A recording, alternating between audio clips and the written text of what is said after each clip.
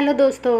इस समय Saudi Arabia जाने के लिए बहुत सारे लोग ओमान का सहारा ले रहे हैं और ओमान के रास्ते सऊदी अरेबिया जा रहे हैं। इसको देखते हुए ही ओमान की सरकार की तरफ से नए नियम जारी किए गए हैं। ये नए नियम उन सभी लोगों के लिए है जो लोग भी अब ओमान में आने वाले हैं।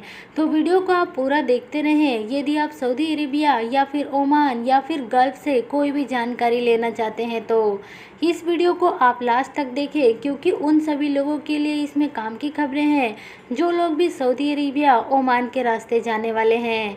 तो दोस्तों, वीडियो थोड़ा लंबा हो सकता है क्योंकि इसमें हम लोग कई सारी जानकारी देने वाले हैं, तो आप इस वीडियो को बड़े ध्यान से देखते रहें। सबसे पहले, यदि आप ओमान के लिए ट्रैवल करने वाले हैं तो आपको ओमान में जाने से पहले ही डिक्लेरेशन फॉर्म दिया जाएगा। उस डिक्लेरेशन फॉर्म को आपको भरना पड़ेगा। इसके साथ साथ आपको होटल बुकिंग भी करनी पड़ेगी। जैसे कि हमने आपको पहले भी बताया था कि ओमान में जाने से पहले आपको होटल बुकिंग करना ज़रूरी है। अब ये होटल बुकिंग करने के लिए ही ओमान की सरकार एक नया प्लेटफॉर्म यानी कि एक नया वेबसाइट लेकर आ चुकी है।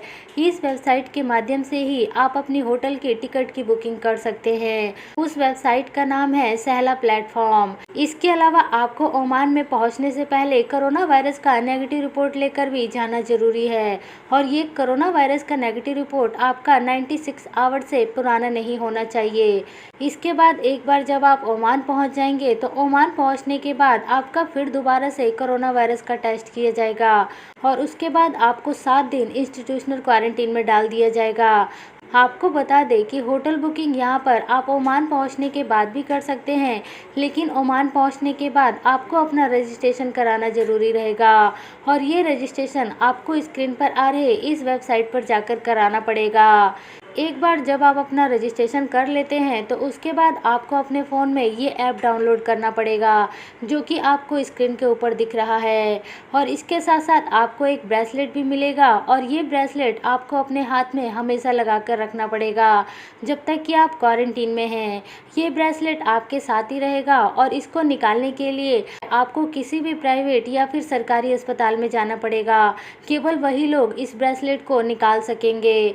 इसके साथ साथ 8वें दिन आपका एक और कोरोना वायरस का जांच किया जाएगा और यदि ये कोरोना वायरस का जांच आपका नेगेटिव आएगा तो आपका क्वारंटीन ख़त्म हो जाएगा। लेकिन यही रिपोर्ट अगर आपका पॉजिटिव आता है तो आपको 10 दिन फिर दोबारा से क्वारंटीन में डाल दिया जाएगा।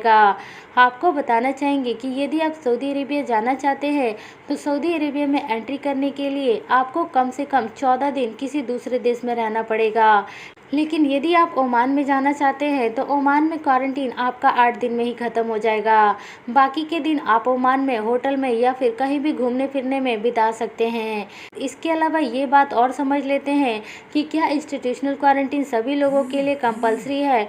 तो इसको लेकर ओमान की सरकार ने जो जानकारी दी है उसके अनुसार यदि आपकी मेडिकल कंडीशन ठीक नहीं है तो आपको क्वारंटीन में नहीं रखा जाएगा और इसके साथ साथ आप बच्चे के साथ ट्रैवल कर रहे हैं तो भी आपका क्वारंटीन नहीं रखा जाएगा, लेकिन कोरोना वायरस का जांच कराना ज़रूरी रहेगा।